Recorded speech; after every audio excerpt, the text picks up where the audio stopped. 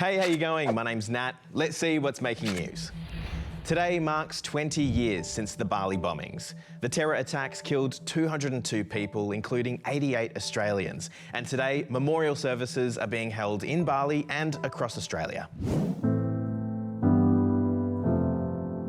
So many futures were stolen on that night. We think of every conversation never had, every moment of love never known. Here in Coogee, New South Wales, and right around the country, people are taking time to reflect on a significant moment in Australian history. A huge bomb has ripped through two bars packed with foreign tourists on the Indonesian island of Bali. In 2002, in the downtown area of Kuta in Bali, two bombs were set off by a terrorist group called Jemaah Islamiyah. 202 people, including 88 Australians, died, and hundreds more were injured. Lots of the Aussies affected were pretty young, in their 20s and 30s, enjoying uni holidays or end-of-season footy trips.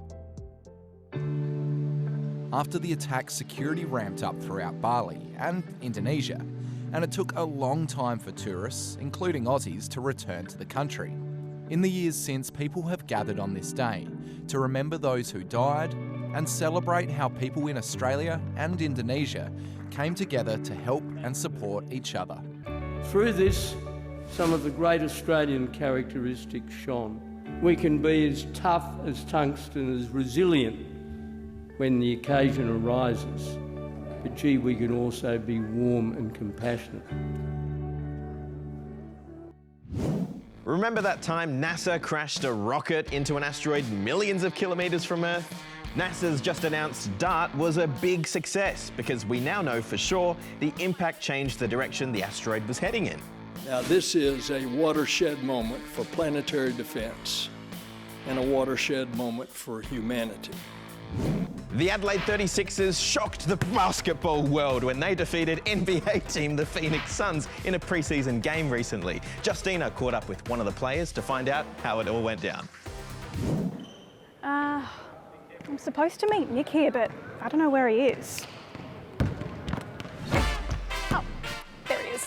Nick, you made history. Tell me, how was it like beating Phoenix? Yeah, it was amazing. Going over there against Phoenix, one of the best teams in the NBA. No one really expected us to win. Towards the end, we were just like, oh, we're actually going to win this. So it's pretty cool. When I first checked in the game, I think Chris Paul picked me up in transition. I just drove by him and then passed it to Drim. He was under the basket and got an assist, which is pretty cool.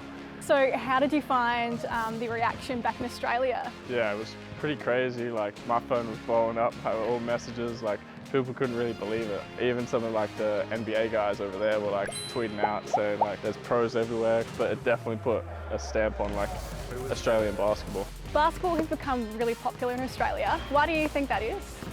I think there's just a lot more kids are now playing it, seeing like the NBL, guys like that, also guys going to the NBA. That's definitely one of my goals. I want to make the NBA, so I'll keep working and hopefully I can get there one day. Oh. Nah. I'm getting better, a little bit. Oh my gosh, I'm a champion! I'm a pro. Now, before we go, a question for you all. Has art gone too far? Hold your thoughts as we check out these next stories.